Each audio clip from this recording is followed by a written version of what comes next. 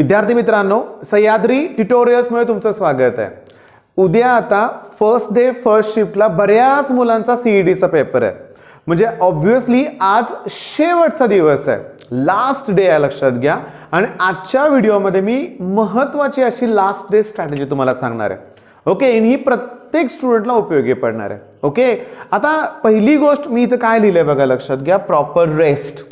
हे खूप महत्त्वाचं आहे। उद्या जर तुमचा सीईटीचा पेपर असेल तर तुम्ही आदल्या दिवशी रात्रभर जागरण करायची काही गरज नाहीये। ओके, प्रॉपर रेस्ट हवी आहे, लक्षात घ्या। संध्याकाळी 9-9:30 ला झोपा। मी तुम्हाला सांगू का, एक पूर्णपणे तुम्हाला विश्रांती मिळाली, पूर्णपणे प्रॉपर तुम्हाला रेस्ट मिळाली की दुसऱ्या दिवशी तुम्ही फ्रेश असणार आहे। ओके, तुम्ही थकलेला नसणार आहे, लक्षात घ्या। कारण तुम्हाला ना तुमची इफिशियन्सी हायर लेवलला ठेवावं लागणार आहे त्या 3 तासात। त्या 3 तासात थकून चालणार नाही। ओके, 3 तासात समजा तुम्हाला म्हणजे काय म्हणूया आपण, आदल्या दिवशी जर विनाकारण जागरण केलं आणि त्यावेळेस मग झोप यायला लागली तर झोप येणार नाही, मला माहिती आहे 3 तास। पण एक ती म्हणलं ना मी, आपण एक अलर्ट किंवा काय मला म्हणायचं आहे, महत्त्वाचं इफिशियन्सी हाय ठेवायचं, त्यासाठी प्रॉपर रेस्ट घ्या। पहिला पॉईंट मी क्लिअर केलाय। Next, fear. विनाकारण मुलं घाबरतायत की मला तर लास्ट उद्याच माझा पेपर आहे, मला आता भीती वाटायला लागले। हां, भीती कोणतीच बाळगू नका। आता एक भीती असते मुलांची, मगाशी मी काय सांगितलं आता थोड्या वेळापूर्वी की 9-9:30 ला झोपा। ओके, झोप लागतच नाहीये असं होणार आहे। रिझन काय असणार आहे? भीती। अजून थोडं वाचू का, हे वाचू का, माझं ते राहिलंय, हे रिवाइज करायचं राहिलंय। कोणतीही भीती बाळगू नका, लक्षात घ्या।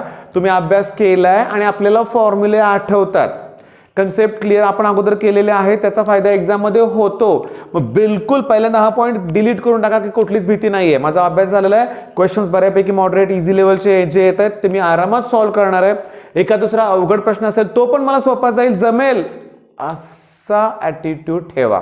ओके, मग तुमच्या आता लक्षात आलेलं आहे की प्रॉपर रेस्ट घ्या, मन शांत ठेवा, घाबरू नका। इथं मी काय लिहिलंय सांगा, कॉन्फिडन्स। हा, माझा अभ्यास झालेला आहे, मला म्हणजे हायर कॉन्फिडन्स तुमचा पाहिजे, ओव्हर कॉन्फिडन्स पण नको आहे बरं का, लक्षात घ्या। म्हणजे आदल्या दिवशी रेस्ट घ्यायचे म्हणजे तुम्हाला पिक्चर बघायचं आहे, टाइमपास करायचा आहे, खेळायचं असं नाहीये, शांतता हवी आहे, फक्त एवढंच। कॉन्फिडन्स घेऊन तुम्ही पेपरला जावा, लक्षात घ्या, पेपर सोपा नक्की जाईल। इथं मी लिहिलंय मेडिटेशन। हा, हे अतिशय महत्वाचं आहे। मी तुम्हाला सांगू का की काल ठीक आहे, एक मुलगा होता ऑफलाईनचा, तो म्हटला सर आता मी उद्या परवा येणार नाहीये, घरीच प्रॉपर रिव्हिजन करणार आणि पेपरला जाणार आहे। ओके, आशीर्वाद द्या। मी त्याला काय सांगितलं बघा आशीर्वाद देताना, की मेडिटेशन कर म्हणून। अगदी एक्झाम सेंटर तुमच्या त्या पीसीच्या समोर बसल्यावर सुद्धा मेडिटेशन करायचं आहे। कसं? 2 मिनिटं डोळे बंद ठेवून फक्त 2-3 वेळा श्वास घ्या, रिलॅक्स, श्वास सोडा, झालं मेडिटेशन। त्या दरम्यान विचार द्या की मला पुन्हा पेपर कायम तेच मी तुम्हाला सांगणार आहे, विचारच द्यायचे आहेत, लक्षात घ्या, विचारच द्यायचे आहेत की पेपर सोपा जाणार आहे, सोपा जाणार आहे, सोपा जाणार आहे। ओके, आणि जेव्हा आपण 2-3 वेळा श्वास घेऊ ना, तुम्ही ऑब्झर्व करा, मन एकदा शांत झालं ना, काही प्रॉब्लेम नाही, प्रॉब्लेम सॉल्व्ह होत जातात। आता ज्यांचा स्कोर ऑलरेडी 130-140 पर्यंत पोहोचलाय ना, त्यांच्यासाठी टाइम मॅनेजमेंट इम्पॉर्टंट आहे। जे काय त्यांच्या चुका होत आहेत त्या फक्त टाइम मॅनेजमेंटमध्ये गडबड झाल्यामुळेच, प्रॉपर वेळ मिळत नाही क्वेश्चन्सला अटेम्प्ट करण्याला, नको त्या प्रश्नाला जास्त वेळ निघून जातोय। ओके, मग होत आहेत सिली मिस्टेक, तणावात हा प्रॉब्लेम होतोय। आणि एक लक्षात घ्या, मी काय बघितलंय बघा, सांगतो तुम्हाला। जर मी असा व्हिडिओ गेल्या वर्षी मी तो व्हिडिओ तयार केला होता बरं का, त्याची पण लिंक मी डिस्क्रिप्शनमध्ये देणार आहे की क्वेश्चन गेस कसे करायचे। नुसता या टाईपचा व्हिडिओ अपलोड केला की मिलियन मध्ये व्ह्यूज आहेत की गेस कसं करायचंय। ओके, मी तुम्हाला सांगू का, मी प्रत्येकाला म्हणजे रिक्वेस्ट करतोय, आपले बेस्ट यूट्यूब चॅनल आहेत, मी सगळ्यांना रिक्वेस्ट करतोय। ओके, मी तुम्हाला रिक्वेस्ट करतोय बाळांनो, तुम्ही प्रॉपरली जे तुम्हाला चॅनल तुम्ही फॉलो करता तिथे एक रिक्वेस्ट करा की प्रत्येक शिफ्टच्या पेपरचं जर अनालिसिस द्यायला मिळालं तर बघा, म्हणजे तुम्ही आता समजा फर्स्ट शिफ्टच्या मुलांना मी रिक्वेस्ट करतोय, तुम्हाला जेवढे क्वेश्चन्स आठवत असतील तर तुम्ही कमेंट करा, लिहून काढा वाटल्यास, ठीक आहे, आणि ते आम्हाला म्हणजे जास्तीत जास्त मुलांना प्रोव्हाइड करायचा प्रयत्न करा। म्हणजे मी तुम्हाला सांगू का, लास्ट व्हिडिओमध्ये मी बोललोय की हेच क्वेश्चन्स परत रिपीट होतात। म्हणजे first day first shift, second shift, दुसऱ्या दिवशी शिफ्ट, म्हणजे बऱ्यापैकी एकसारखेच लेवलचे क्वेश्चन असतात। म्हणजे 2020चे PYQ जेव्हा मी बघतो ना, तेव्हा माझ्या लक्षात आलेलं आहे की काय, की तोच पॅटर्न असतो। त्यामुळे तेवढं एक केलं तर फार बरं होईल। गेस तुम्हाला सांगू का, हा गेसच्या टेक्निक आहे। म्हणजे तुम्हाला सांगतो, ऑल ऑफ द अबोव असेल तर बऱ्याच वेळा तेच उत्तर बरोबर असतं. ठीक आहे, म्हणजे एखादा काही काही जण कसे सांगतात की लोअर आणि मॅक्सिमम व्हॅल्यू डिलीट करून टाका, ते आन्सर असत नाहीत बऱ्याच वेळा. पण बाळांनो ही प्रत्येक वेळेस ॲप्लिकेबल होत नाहीये, प्रत्येक वेळेस ॲप्लिकेबल होत नाहीये, ही रियालिटी आहे, लक्षात घ्या. ओके, मेन पॉईंट काय तुम्हाला करायचे आहे रिव्हिजन. ती रिव्हिजन कशात करायची आहे, PYQs आणि DPP जे अगोदर आपण सॉल्व्ह केले तेवढंच, नवीन कुठं घेत बसलाय. जे अगोदर केले तुमच्या ज्या वह्यांमध्ये तुम्ही शॉर्ट नोट्स काढले तेवढंच करायचं आहे. आणि PCM पैकी ज्यांचा स्कोर 80-90 मध्येच अडकलाय, मी त्यांना रिक्वेस्ट केली की मॅथ्सवर जास्त फोकस करा. एकटा मॅथ्स तुम्हाला 80 पर्यंत नेऊ शकतोय. ओके, केमिस्ट्री काही टिपिकल पॉईंट्स असतात जे तुम्ही शॉर्ट नोट्स, परत शॉर्ट नोट जर केले असतील, ऑलरेडी केलेलेच असतं नाही तुम्ही शॉर्ट नोट, तेवढंच वाचायचं आहे. आता टेक्स्ट बुक रिडिंग, फॉर्म्युले पाठ करून तसं काही यूज होणार नाही आहे, लक्षात घ्या. फिजिक्समध्ये नुसते फॉर्म्युले पाठ करून उपयोग होत नाही, न्यूमेरिकल सॉल्व्ह करून त्याची प्रॅक्टिस केली तर फायदा होतोय.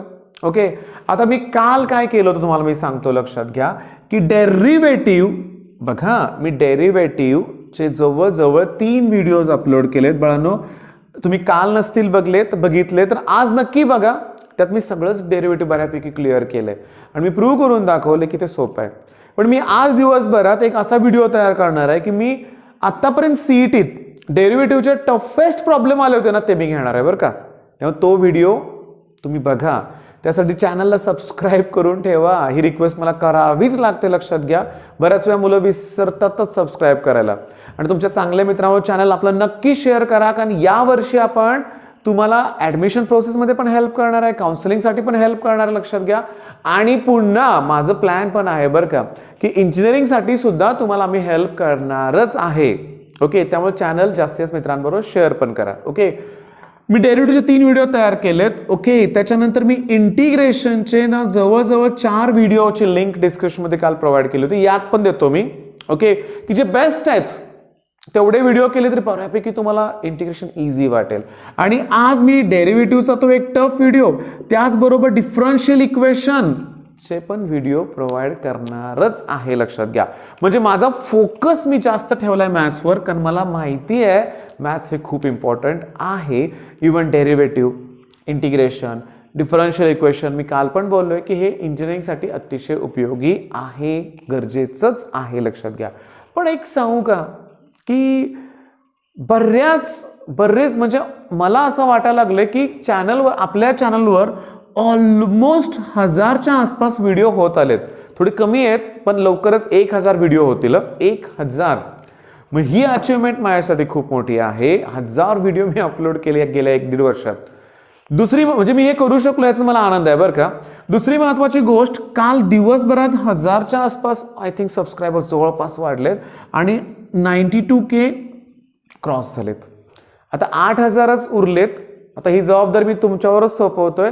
जास्तीत जास्त मुलांबरोबर शेअर करा, लवकरच 1 लाख झाले तर आनंदच होईल मला बरं का. माझ्यासाठी एवढं करा म्हणतोय.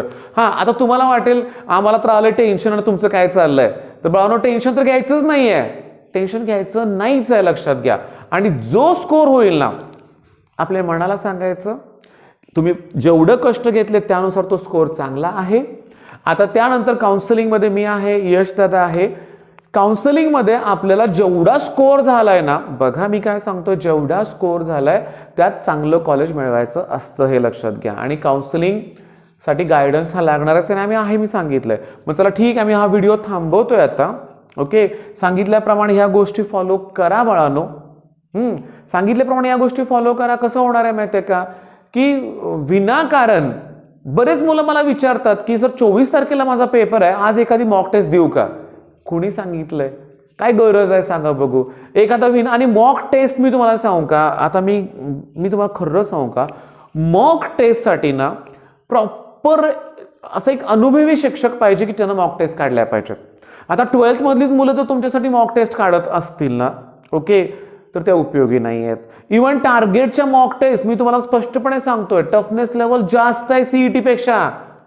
मला जे भेटायला कराडून मुलं आले होते ना, त्यांनी टार्गेटचंच बुक आणलं होतं 2020चं. मी म्हणलं पहिलं ते बाजूला ठेव, आहे ते चांगलं, ओके आहे, पण टफनेस लेवल थोडीशी जास्त आहे. आत्ताच्या स्टेजला कशाला ते पाहिजे. टार्गेट मीच रेफर करतो. 2020चा क्लासमध्ये आम्ही सगळ्यांनी वापरलंय, पण मी मान्य केले की टफनेस लेवल जास्त आहे. मग सुरुवातीच्या काळात ठीक आहे ना, आत्ता कशाला? मग बाळांनो 4-5 दिवस असेल ना, त्यात 2 ते 3 रिव्हिजन करा वाटल्यास, पण मॉक टेस्टकडे वळू नका. ओके, मग आता थांबूया व्हिडिओ इथं. 10-15 मिनिटं झाली असतील कदाचित, लक्षात घ्या. आणि एक सांगू का माझ्या मनातलं, लास्ट इयर माझं एक स्वप्न पूर्ण करायचं राहिलं, लक्षात घ्या. सांगतो काय, आपला हा जो सह्याद्री परिवार आहे ना, हा खूप मोठा झालाय. आज गेल्या आठवड्यात मला कराडवरून समर्थ पाटील, ठीक आहे, गोडसे ही मुलं भेटायला आली. मला आनंद वाटला.